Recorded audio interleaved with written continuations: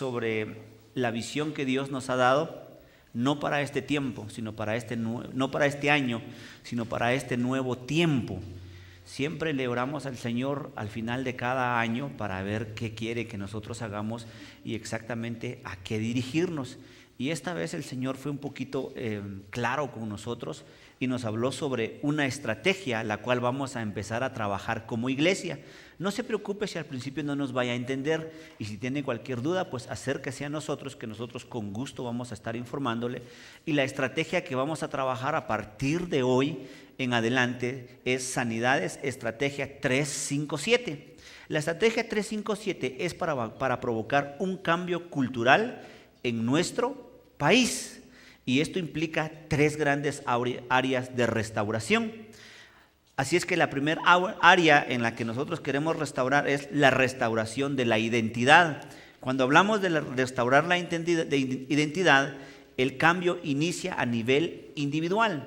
Todos nosotros tenemos esta forma de pensar y decimos lo siguiente: queremos transformar nuestro país, queremos transformar naciones, queremos transformar lo que esté a nuestro alrededor, ¿verdad? Que siempre hablamos, y ese es el anhelo de nosotros como hijos de Dios. Queremos implementar el reino, pero si primero no somos transformados nosotros, no podemos transformar a nadie más. Los primeros en transformarnos tenemos que ser nosotros. Entonces, la restauración de la identidad, el cambio inicia a nivel individual. Es necesario que cada persona en particular sea restaurada desde el corazón. Muchas veces nosotros no hablamos esto y el problema está en nuestro corazón. Por eso la Biblia dice: de la abundancia del corazón habla la boca. Un corazón amargado va a hablar cosas amargas. Un corazón herido va a herir a los demás.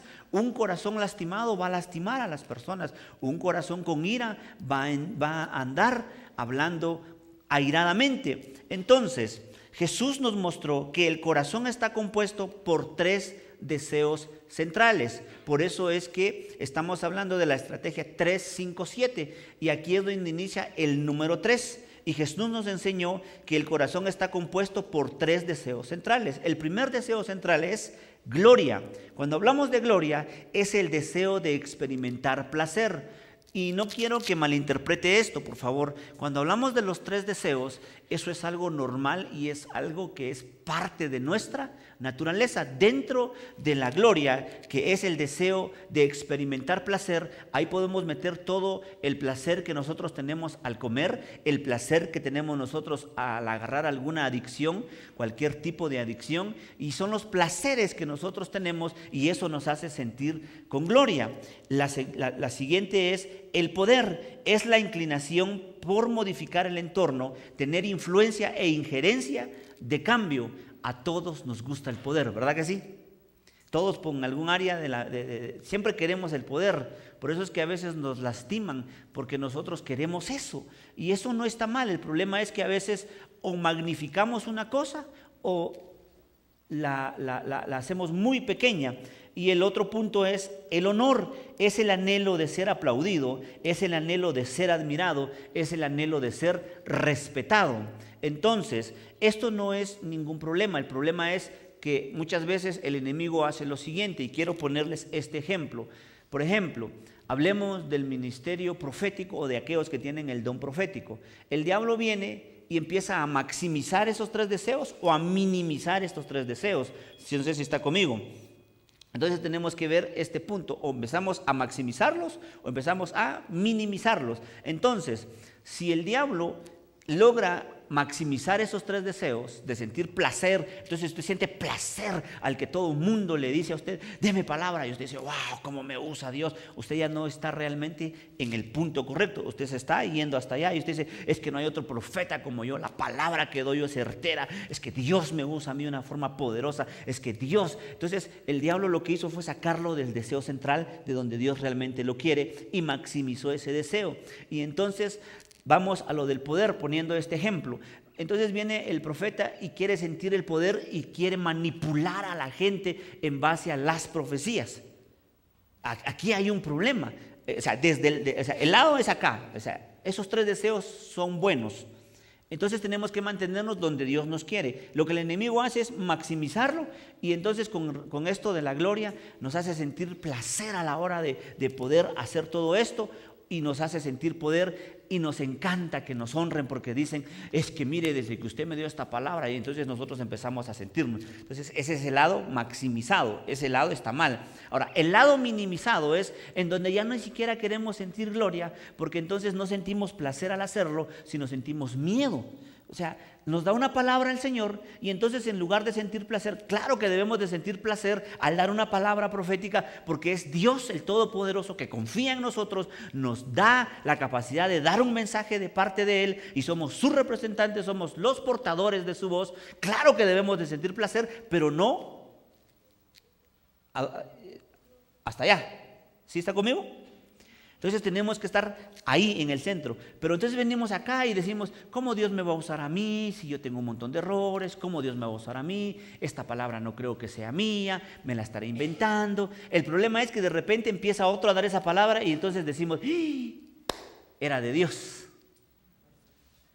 ¿Aló? Y empezamos a tener este problema. Por eso es que entonces o el enemigo o nos maximiza o nos minimiza, y así podemos ver todo esto. Entonces tenemos que mantenernos con esto.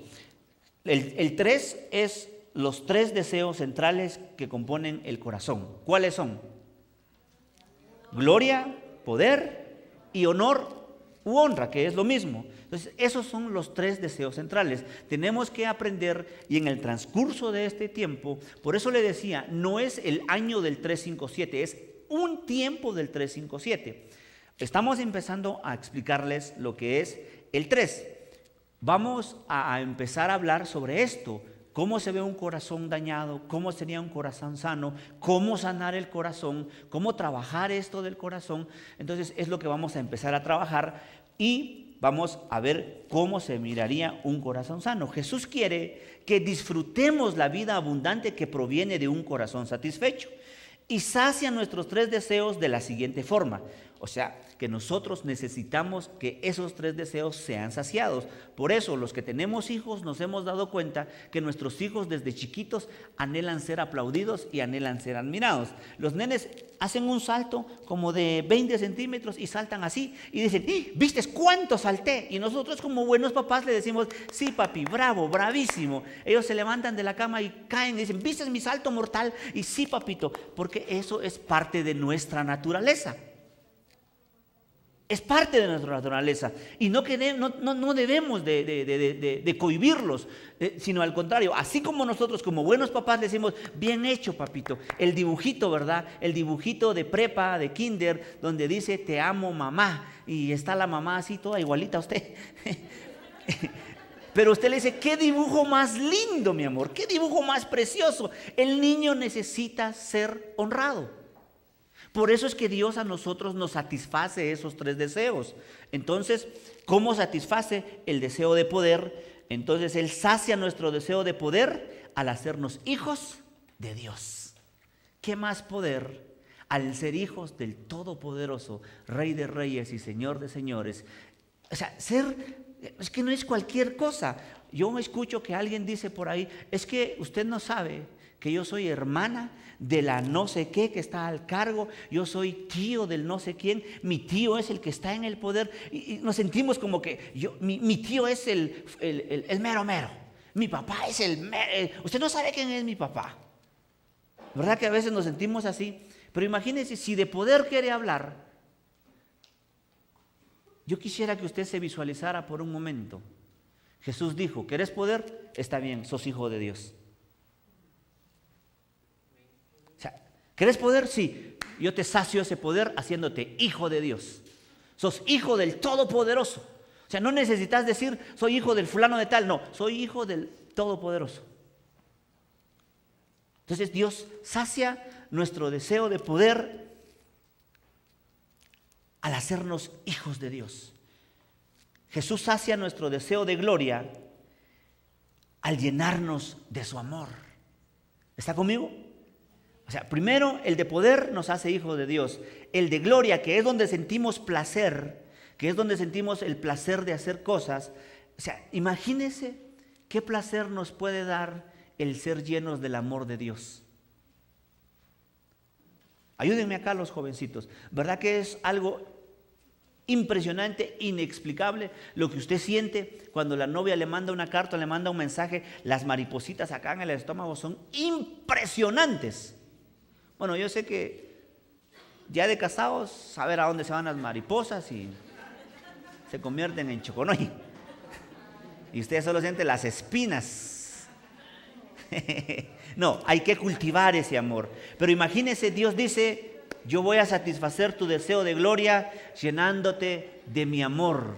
¿Querés sentir placer? Deleítate en mi amor. Wow, eso es impresionante. Yo en lo personal me emociono, no sé usted. Ahora, honor. Jesús satisface nuestro deseo de honra al presentarnos aprobados por Dios. Quite el nombre cuando dice: y Dios le dijo a Jesús: tú eres mi hijo amado, en ti tengo complacencia. O sea, entonces viene Jesús y le dice a usted: Margarito, sos mi hijo amado, estoy complacido contigo. Sí, pero es que en la iglesia no me dieron el trato que yo quería. Sí, pero yo te digo que estoy complacido contigo. Sí, es que mi esposo no me trata, pero yo estoy complacida o complacido contigo. Mis papás no son lo que yo esperaba, mis hijos no son. Yo estoy complacido contigo. En la iglesia te doy principios para educarlos. No vales menos porque no los has sabido educar, tampoco vales más porque los has educado bien. Yo me complazco con el simple hecho de saber que eres mi hijo. Wow. 3 deseos centrales: honra, poder y gloria. Honra es lo mismo que honor. Un corazón sano sabe que es hijo. Un corazón sano sabe que es amado. Y un corazón sano sabe que complace a Dios.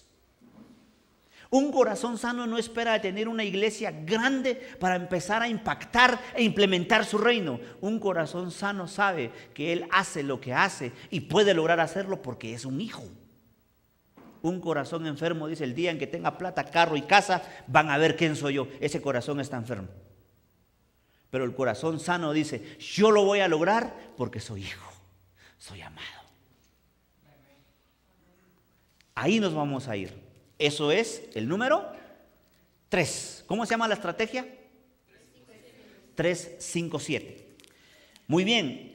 Número 2. Vamos a ver lo que es la restauración de la comunidad, que esto implica el 5. Ahora les explico por qué 5. Aquellos que hemos sido adoptados como hijos de Dios, somos parte de la iglesia. Y somos los llamados y los elegidos a transformar. La Biblia dice, en Corintios dice: y la tierra gime, dice, por la manifestación de los hijos de Dios. En otras palabras, que allá afuera el mundo espera que los hijos de Dios se manifiesten, pero que se manifiesten con un corazón sano, que se manifiesten como lo que predican, que Dios es el Todopoderoso y que sana a la gente, que Dios es el Todopoderoso y que nos hace honestos, que nos hace honrados, que nos hace responsables. La gente espera que nos manifestemos como ciudadanos responsables. ¿Está conmigo? Para entender los 5 ejercicios que construyen esta comunidad, utilizaremos la figura de una cruz.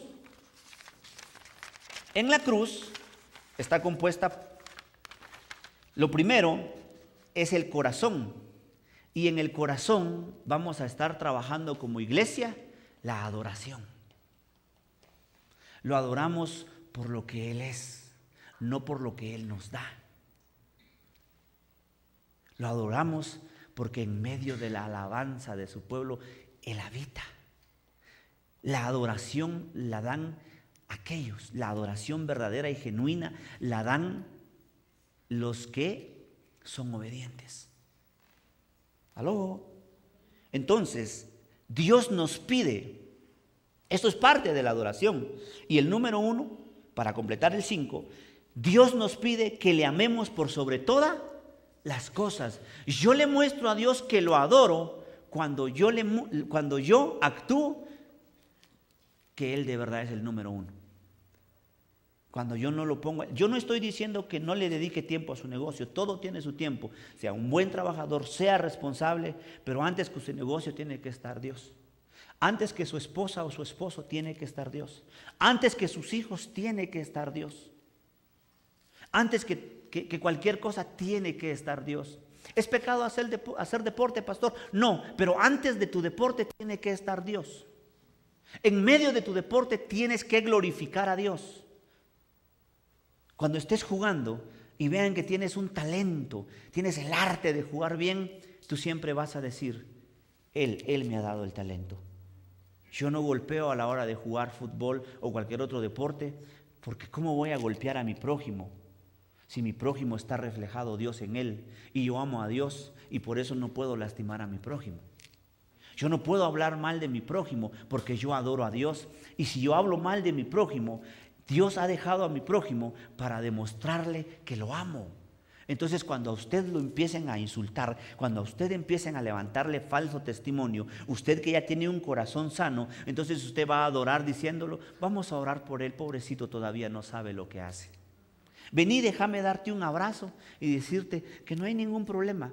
Yo sé que todavía te faltan muchas cosas que aprender. No has ido a Palabra en Acción para que te enseñen el 357. Yo sí ya lo aprendí. Te perdono, ¿oíste?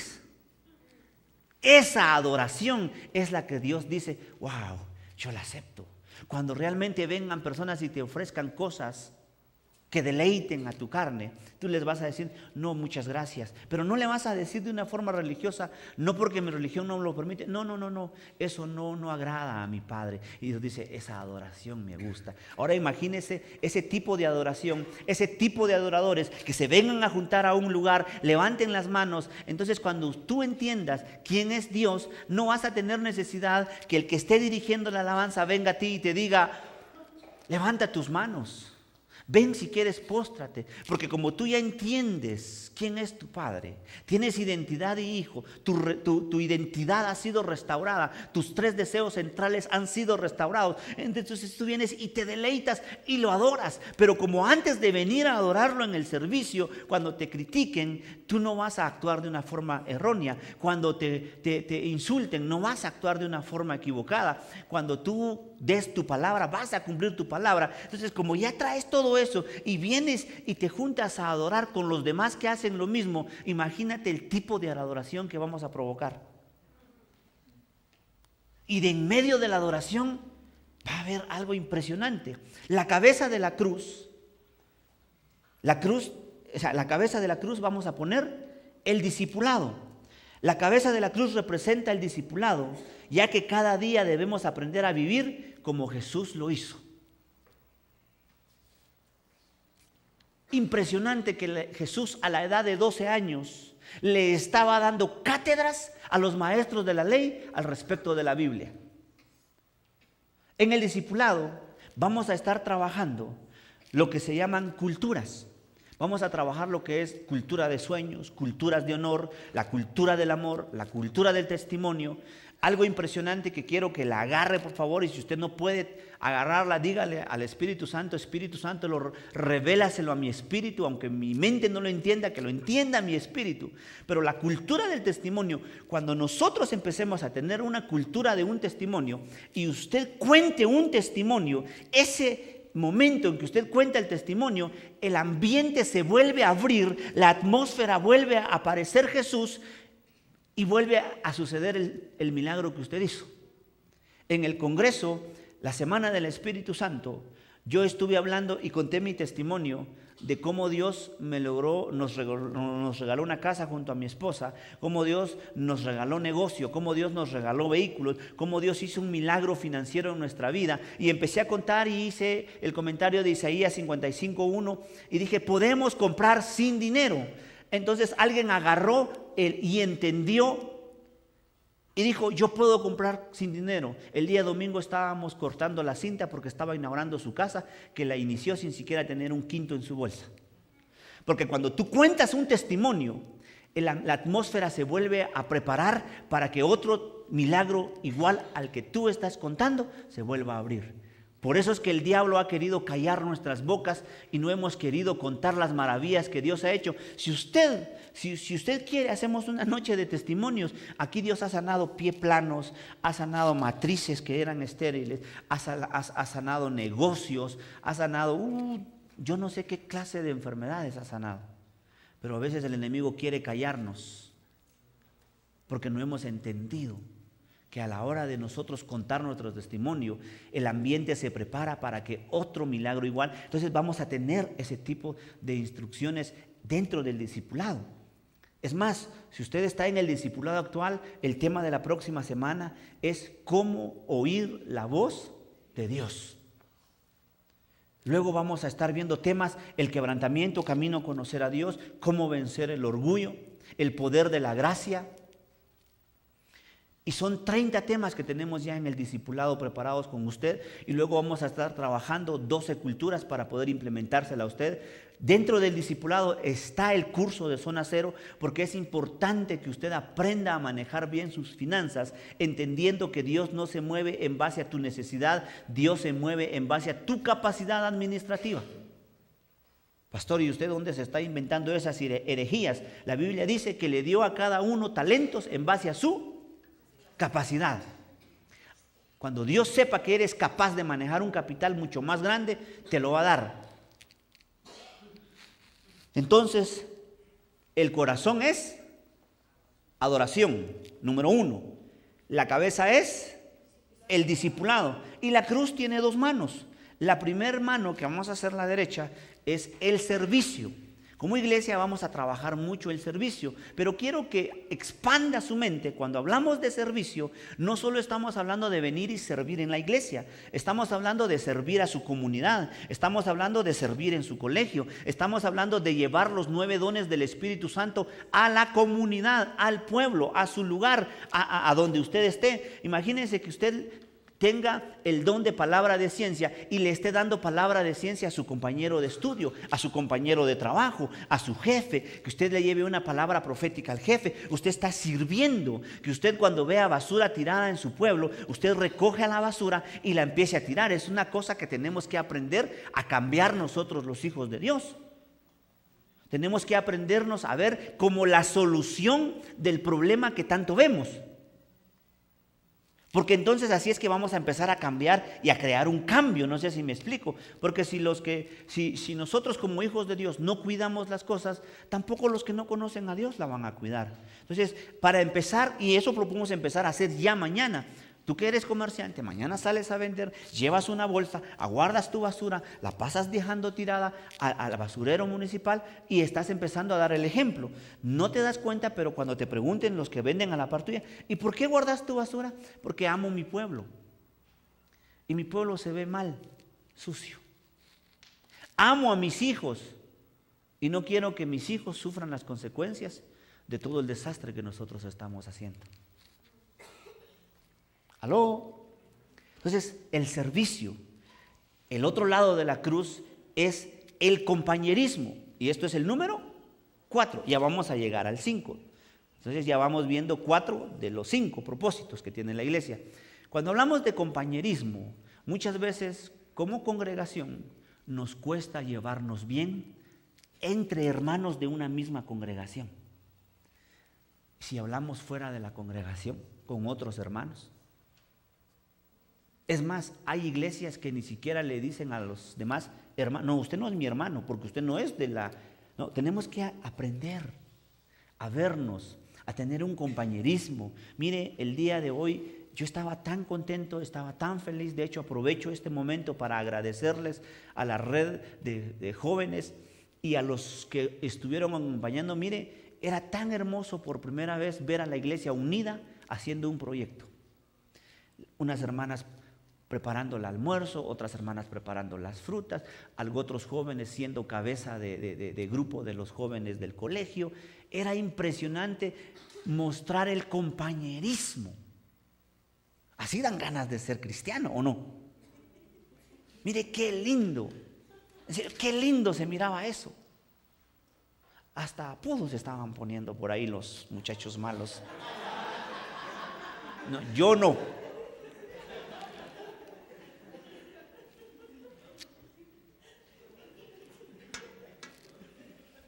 Pero eso, el compañerismo.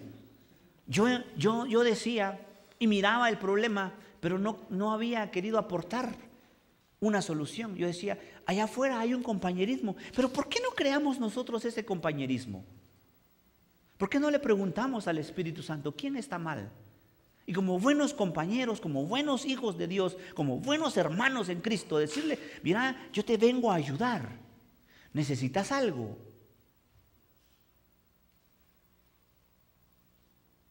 Acepta el reto. Ser buenos compañeros. Es impresionante y gracias a Dios por la cultura que se maneja en nuestro pueblo. Hay gente que se admira de esa cultura. Muere un vecino, ni siquiera ha venido el vecino. Imagínense que el vecino muera en Guatemala. No ha venido el vecino a Guatemala y la gente ya le está desocupando su casa y preparándole el maíz, el nixtamal. Eso es impresionante. Eso es compañerismo. ¿Aló? Tenemos que aprender y pidámosle a Dios. Y hoy, ¿cuántos quieren empezar a trabajar ya en la visión? Entonces hoy usted como buen compañero, como buen hermano, le va a preguntar a los hermanos que sabe que viven un poquito retirado de acá. Dice, ¿tienes en qué irte? No, como buen compañero dame 5 minutos, voy por mi carro y te voy a dejar. Porque soy un hacedor de la palabra y no solo un oidor olvidadizo. Porque es tiempo de cambio, es tiempo de transformación y vamos a practicar el compañerismo. Y número 5, tiene que ir dentro de la visión, el evangelismo. No podemos dejar de compartir las buenas noticias. Y cuando hablamos de compartir las buenas noticias, una vez más vuelvo a reiterar sobre esto. Imagínense que empecemos a hacer un evangelismo diferente, que empecemos a llevar un evangelismo distinto. Nosotros los que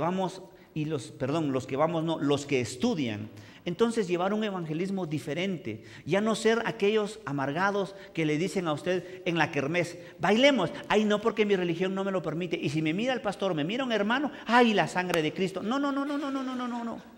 A usted lo van a conocer ya no ser por aquel religioso, sino lo van a conocer por ser el más inteligente. Y entonces le van a preguntar a usted y le van a decir, bueno, ¿y por qué sos tan inteligente? ¿Por qué todo se te queda? Ah, ¿querés saber el secreto? Porque a mí hay alguien que me da chivos. El que me da los chivos se llama Espíritu Santo. La Biblia dice que cuando yo lea algo y cuando no la recuerde, Él me va a recordar las cosas. Entonces yo siempre leo en mi casa y cuando yo estoy en un examen, Él me dice lo que tengo que contestar. ¿Y quién es esa pues? ¿Él es la palomita o qué? Entonces se da cuenta cómo usted sin ser religioso está abriendo un evangelismo diferente. Que de repente usted esté en un centro comercial, sea sensible al Espíritu Santo y lleve los dones, porque por conocimiento ustedes no se quedan. Ustedes saben demasiado. O sea, si yo les pregunto a ustedes ahorita, la mayoría de la iglesia ha pasado por los cursos del bachillerato en teología. Y saben de los dones, han sido muy bien instruidos, pero el problema es que no hemos querido poner al servicio de Dios todo lo que sabemos. Imagínense, escuchaba el testimonio de una persona que dice que entró a una gasolinera y de repente empezó a sentir tristeza en su corazón y sentía una tristeza en su corazón. Le dice a los que lo acompañan en el vehículo, ¿te pasa algo? ¿Tú estás triste? No, yo no estoy triste. Miren, alguno de ustedes está triste. Entonces a la hora de agarrar la manguera que le lleva la gasolina al carro, el Espíritu Santo le dice, no, el que está triste es el que está echando gasolina en la otra bomba. Entonces él para y le dice, buenas, tú estás triste, ¿verdad? Estás triste porque tu mujer tiene tal enfermedad, ¿verdad que sí? Y no tenés dinero ni siquiera para pagar un médico y tampoco tenés seguro médico para que el seguro se haga a cargo de tu esposa. Pero Dios, por amor a ti, no porque yo sea pilas, no porque yo sea evangélico, sino porque Dios te ama tanto a ti, que se tomó la molestia de traerme a este lugar a mí y arreglar una cita para decirte que te ama. Y porque te ama va a sanar a tu esposa. Sí, pero yo no quiero saber nada de Dios, pero Dios quiere sanar a tu esposa. Así es que si tú me dejas, yo puedo orar por ti. Y el hombre le dice, sí, claro, ora. Padre, en el nombre de Jesús declaro sana a la esposa de este hombre y que esta tristeza que él siente, tú te la llevas. Amén. Fue un placer conocerte. Mira, esta es mi tarjeta, cualquier cosa estoy para servirte. Al día siguiente le llaman por teléfono y le dicen, mira, yo quiero al Jesús que tú predicas. Mi esposa fue sana, tenía cáncer. ¿Qué tal si llevamos ese tipo de evangelismo a las calles?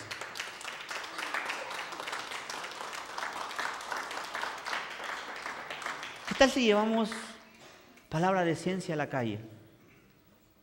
¿No le parece ese tipo de evangelismo? Cuando le pregunten, ¿por qué sos tan inteligente? ¿Por qué sos demasiado puntual? ¿Verdad que es un evangelismo diferente? ¿Por qué no sos anormal? ¿Por qué dice que sí sos cristiano, pero andás vestido como nosotros? Porque el cristianismo se lleva en el corazón, no en la ropa. Imagínese ese tipo de evangelismo. Acabo de estar en una iglesia y yo me pongo a pensar en las personas que son de mente cerrada. Y de repente se suben al momento de la adoración a la plataforma. El que cantaba en la voz principal llevaba la gorra y no se la quitó. Y cualquiera diría, qué falta de respeto.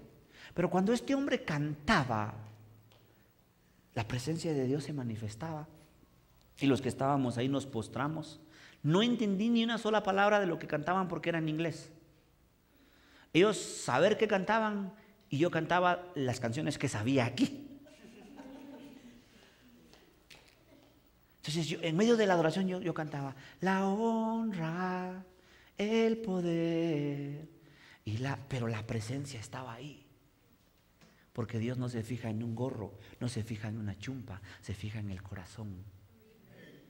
Y si ese hombre lleva el corazón sano, su alabanza llega directa a Dios. Pero si yo traigo saco, corbata y bien cuadrado, pero llevo un corazón enfermo. ¿Aló?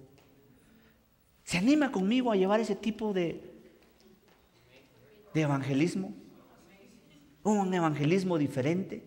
Que cuando usted que es un empleado, entonces el jefe le dice, mira, yo te contrato de 8 a 6 de la mañana, de 8 de la mañana a 6 de la tarde. Y usted llega a las 7:30 siempre y se va hasta las 6:30. De repente usted se da cuenta que el carro del jefe está sucio. Entonces usted compra con su dinero una escobita y empieza a limpiar el carro del jefe. Compra una de esas toallitas que venden y con una cubeta le lava el carro al jefe. El jefe le dice, no te pedí que lo lavaras. Jefe, no va con tu personalidad. En la iglesia a mí me han enseñado a servir a los demás como que si estuviera sirviendo a Jesús mismo. Y que cuando yo, como hijo de Dios, trabaje para alguien, tengo que honrar a mis jefes. Seas bueno o seas malo. No eres digno de dar un carro sucio, jefe. Sube.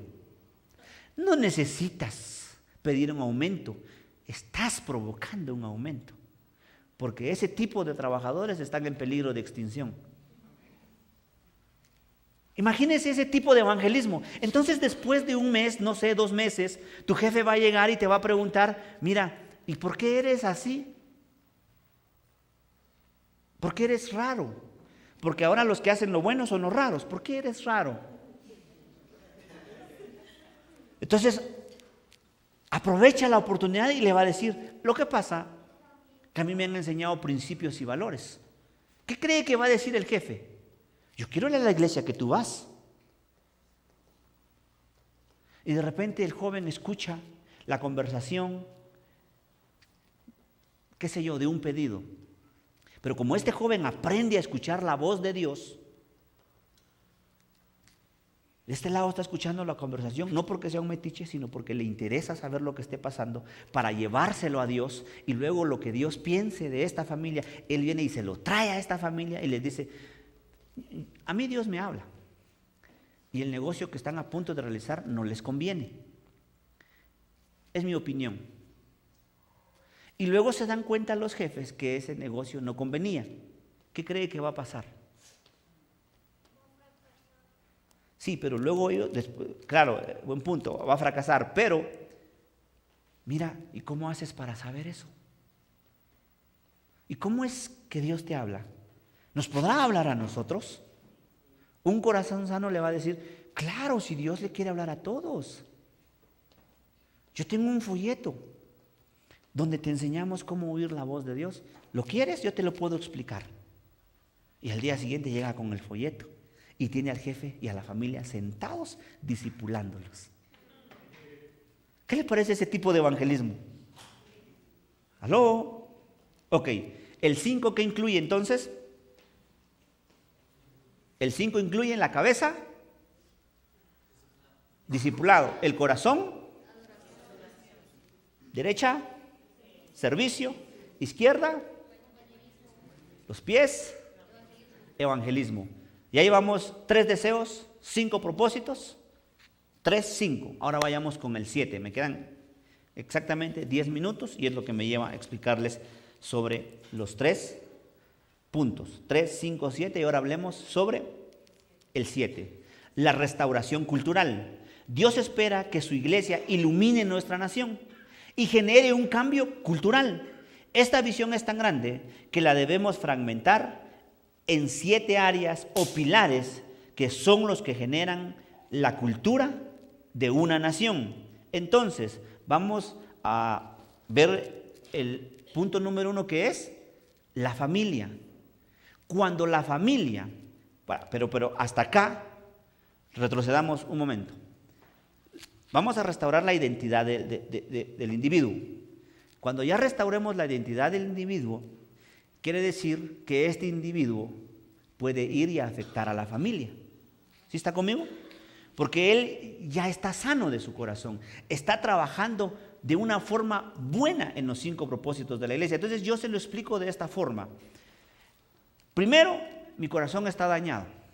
Ya cuando mi corazón fue sano, como que me prueban en la iglesia para ver si puedo ir a afectar al mundo. ¿Sí? Es la forma en que yo puedo explicarlo. Si tiene una explicación mejor, hágamela llegar y con gusto la compartimos. O sea, entonces vamos a ver que el primer punto a cambiar es la familia. ¿Por qué? Porque la familia es el principio de la iglesia. La familia es el lugar donde se aprende a ser esposo, a ser esposa. La familia es un punto primordial y la tenemos que influenciar. Número 2, la religión. Cuando hablamos de religión, yo no estoy hablando de ser religiosos. Cuando hablamos de religión, estoy hablando de lo siguiente, es de que sepamos actuar como gentes normales. Jesús era alguien normal, pero a los religiosos siempre no sé si usar la palabra, los provocó, pero no con la intención de provocarlos. El punto es que Jesús siempre hacía lo contrario de lo que ellos hacían. El día sábado se guardan, decían los religiosos, y Jesús decía, yo no vine a guardar el sábado, yo vine a ser Señor del sábado, y yo vengo a sanar a los que están en el día sábado. Yo no estoy en contra de cualquier doctrina sabática, solo estoy mencionando lo que Jesús vino a hacer. Entonces las personas religiosas empezaban, pero él empezó y dejó marcada la historia en la religión.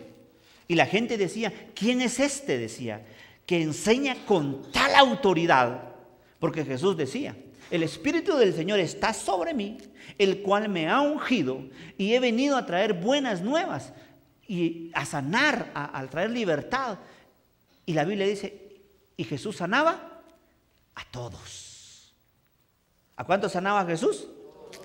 Entonces se da cuenta cómo empezamos a cambiar y a transformar la religión de la forma en que Jesús la cambió.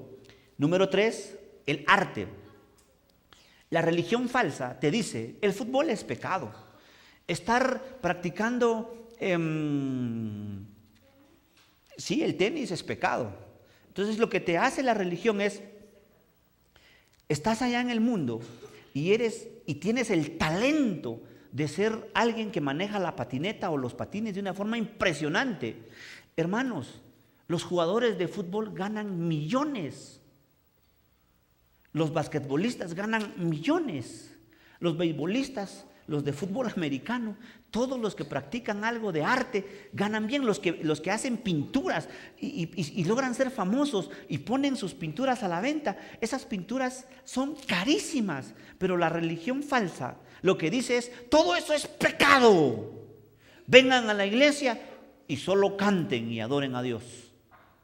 Pero el transformar es decirle a esa gente, vayan y sean los mejores deportistas, vayan y sean los mejores pintores, vayan y sean los mejores jugadores de fútbol americano, vayan y sean los mejores basquetbolistas, honren a Dios allá donde estén. ¿Aló?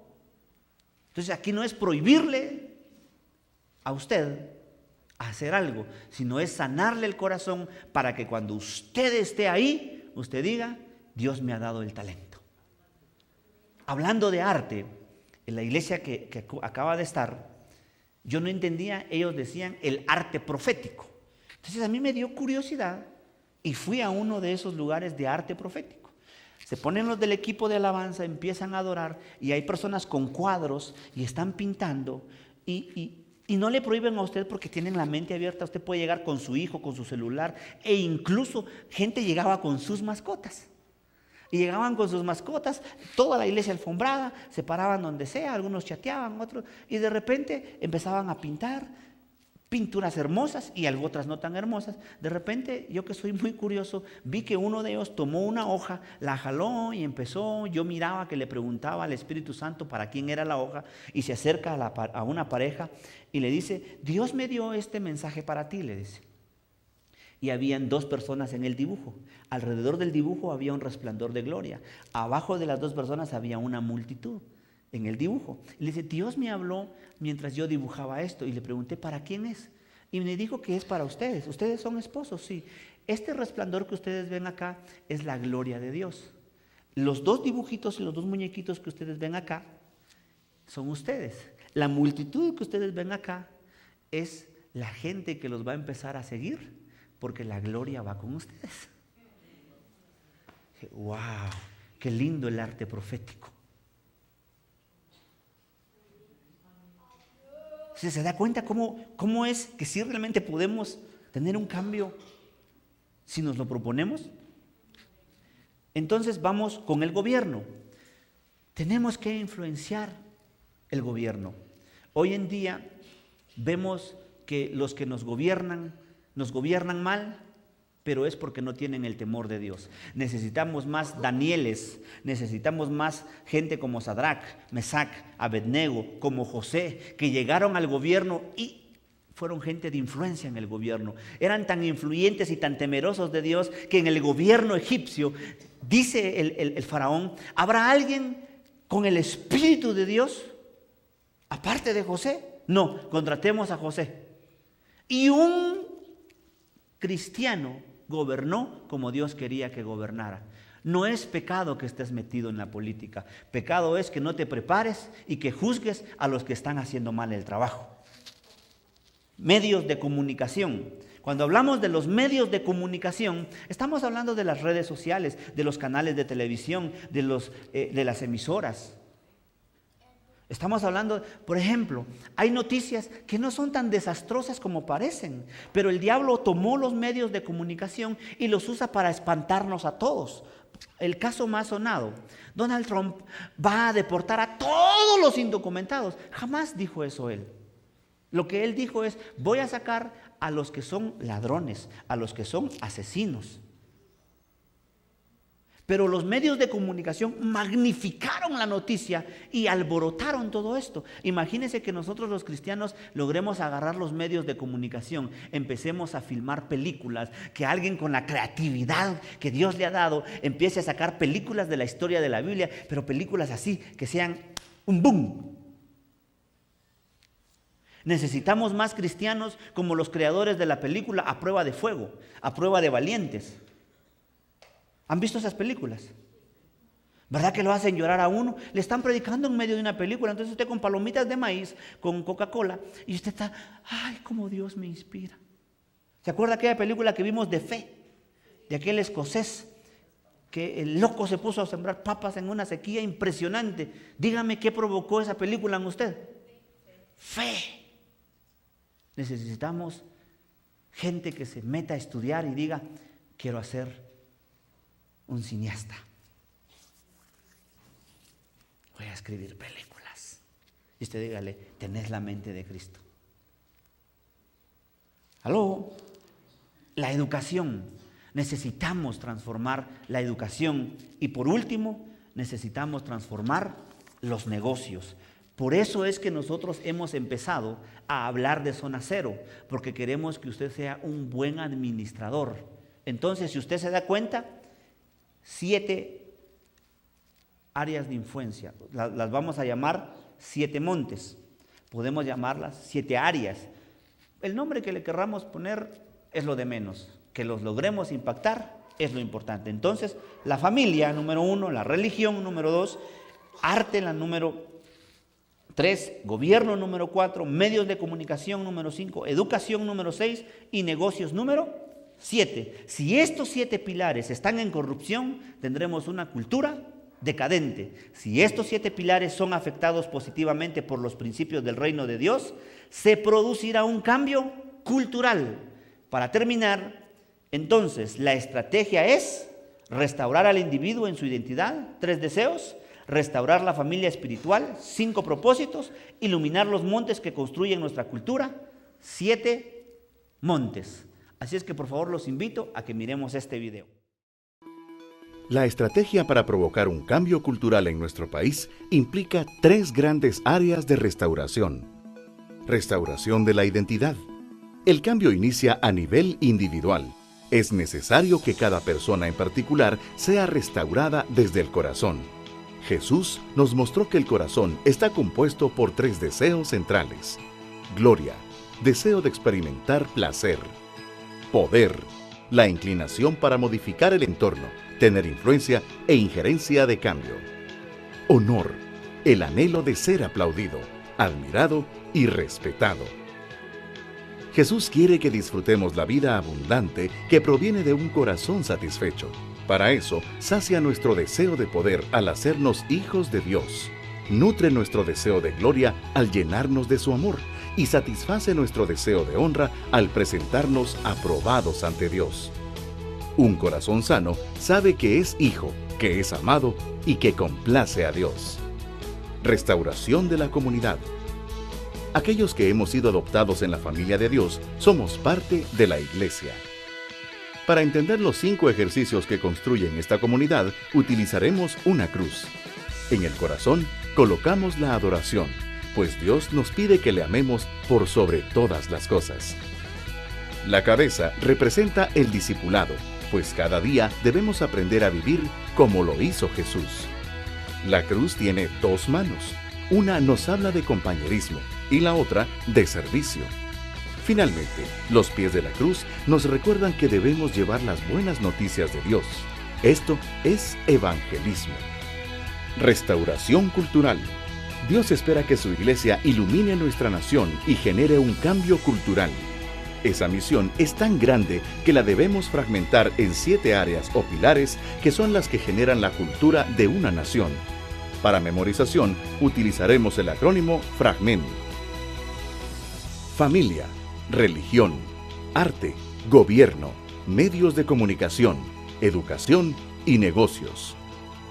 Si estos 7 pilares están en corrupción, tenemos una cultura decadente. Si estos 7 pilares son afectados positivamente por los principios del reino de Dios, se producirá un cambio cultural. La estrategia es, pues, 1. Restaurar al individuo en su identidad. 3 deseos. 2. Restaurar a la familia espiritual, es decir, la iglesia. 5 propósitos. 3. Iluminar los montes que construyen nuestra cultura. 7 montes.